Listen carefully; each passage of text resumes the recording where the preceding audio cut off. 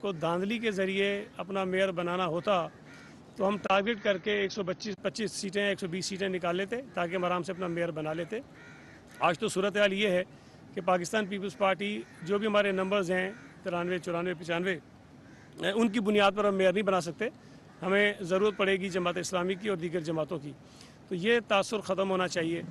दूसरी बात यह है कि मैं पिछले 3-4 दिन से ये कह रहा हूँ कि तमाम जमातों को मुख्तलिफ़ हलकों में नताइज पर एतराज़ात हैं और तमाम जमातों ने रिकाउंटिंग के लिए या किसी और जो उनकी प्रेयर्स थी उन्होंने दरख्वास्तें दी हैं, आरओज़ को दी, DROज़ को दी। और जमात इस्लामी जो 6 हलकों की बात कर रही थी उन्होंने इलेक्शन कमीशन को लिखा और इलेक्शन कमीशन ने कल उन तमाम जो उनकी दरख्वास्तें थी उस पर 23 तारीख के लिए डेट भी फिक्स कर दी हेयरिंग के लिए। तो यही बात थी जो हम कह रहे थे कि प्रॉपर तरीका ये है कि आप मुतल्लिका इदारे से मुतल्लिका फोरम पर जाकर अपनी जो ग्रीवांसेस हैं वो रखें और अब इलेक्शन कमीशन सुनेगी। और मुझे उम्मीद है कि जमात इस्लामी उन 6 हलकों के मुतल्लिक जो एहतजाज कर रही थी या जो धरने दे रही थी वो उनके रुक जाएंगे।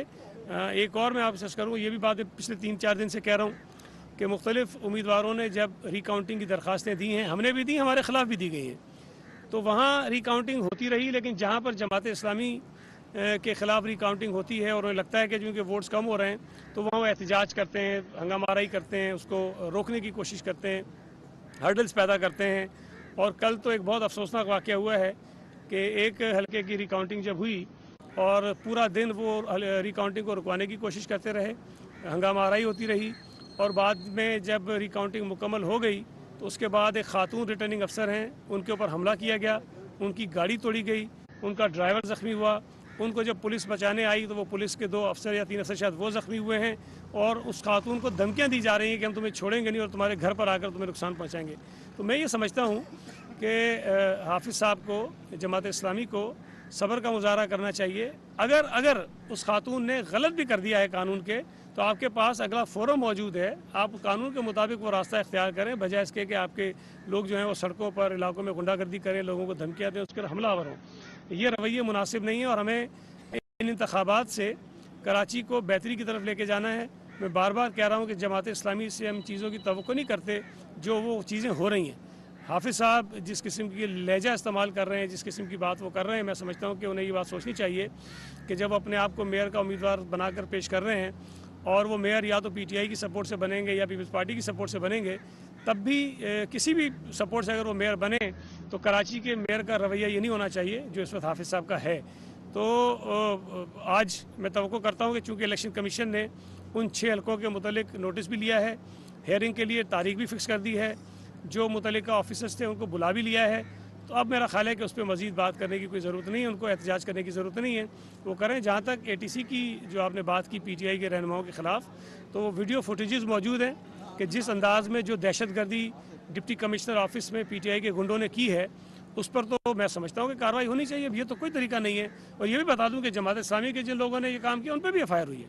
अगर कहीं और पीपल्स पार्टी के लोग करेंगे उन पर भी FIR होगी, लेकिन एहतजाज पुरअमन करने का हक सबको है, गुंडागर्दी करने का हक किसी को भी नहीं है। जो भी करेगा उसके खिलाफ कार्रवाई कानून के मुताबिक होगी। अच्छा, अभी प्रेस कॉन्फ्रेंस की है हाफिज़ नईम और सुलेमान ने, उनको वजह दें कि उन्हीं की जमात नंबर 1 है।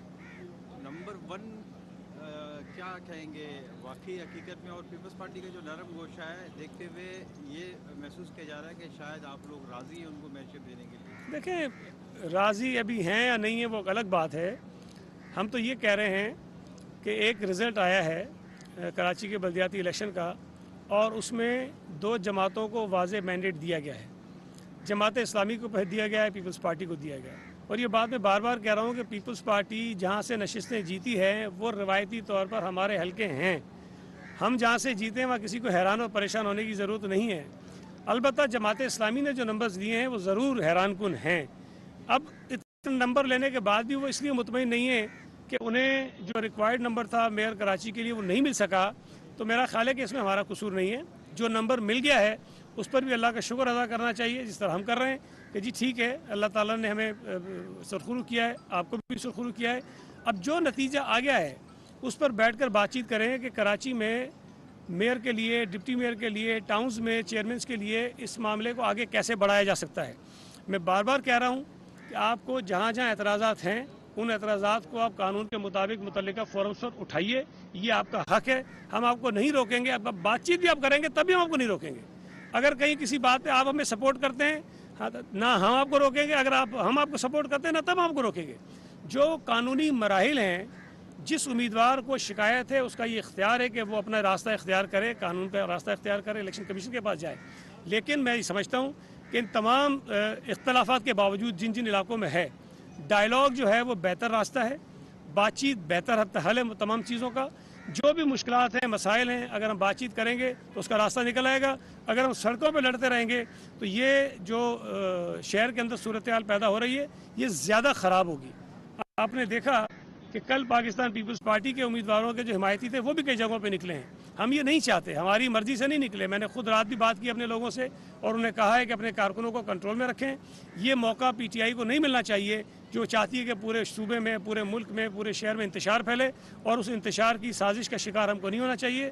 میں گزارش کروں گا جماعت اسلامی سے کہ وہ بھی ان معاملات کو سمجھے اور بیٹھ کر بات چیت کے ذریعے مسئلے کو حل کرنے کی کوشش کریں.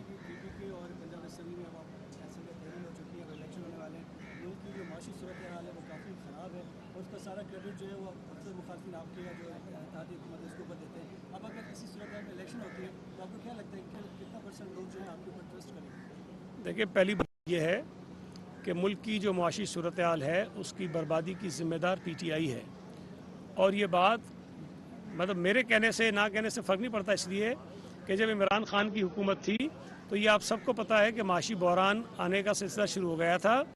انہوں نے آئی ایم ایف کے ساتھ ایک معاہدہ کیا, کڑی شرائط پر معاہدہ کیا, اور پھر بعد میں اس معاہدے کو خود انہوں نے خراب کیا. اور اس لیے خراب کیا کہ پاکستان کے اندر معاشی بحران پیدا ہو, پاکستان خدا نخواستہ ڈیفالٹ کر جائے. تو وہ سلسلہ اس سے شروع ہوا ہے. موجودہ حکومت نے تو کوشش کی ہے کہ ہم اس کرائسس سے نکل سکیں, لیکن اگر عمران خان پھر بھی عدم استحکام کی صورتحال پیدا کرنے کی سازشوں میں مصروف رہے گا اور وہ کرتا رہے گا جو پاکستان کے دشمن ممالک چاہتے ہیں, اور ان کے جو مقاصد ہیں دشمنوں کے اس کو پورا کرنے کے اندر عمران خان آگے جائے گا, پاکستان کی اسٹیبلشمنٹ کو, پاکستان کی فوج کو, پاکستان کی عدلیہ کو, پاکستان کی الیکشن کمیشن کو, پاکستان کی پارلیمنٹ کو, پاکستان کی میڈیا کو, پاکستان کے معاشرے کو وہ تباہ کرنے کے مشن پہ اگر چلتا رہے گا تو یہ کرائسس میں نہیں سمجھتا ہوں کہ جلدی ختم ہوگے. لیکن جو عمران کہتا ہے کہ نئے انتخابات کراؤ تو حل ہو جائے گا, نہیں حل ہوگا. اس لیے کہ عمران خان انتخابات میں آیا اور ہار گیا تو پھر یہ کرائسس ویسے کے ویسے وہ مچا کے رکھے گا.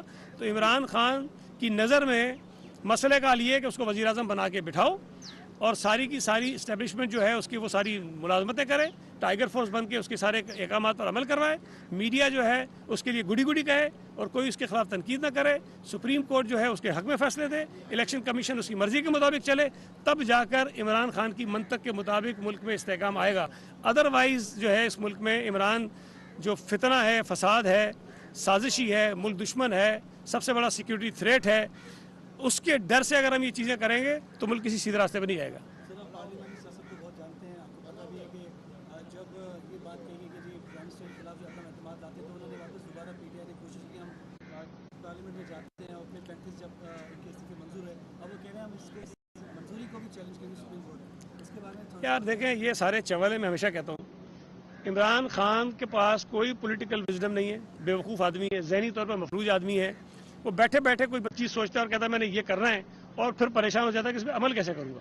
تو وہ کبھی کہتے ہیں استعفے دیے ہیں, پھر جب استعفے قبول ہوتے ہیں تو عدالتوں میں چلے آتے ہیں کیوں قبول ہو گئے.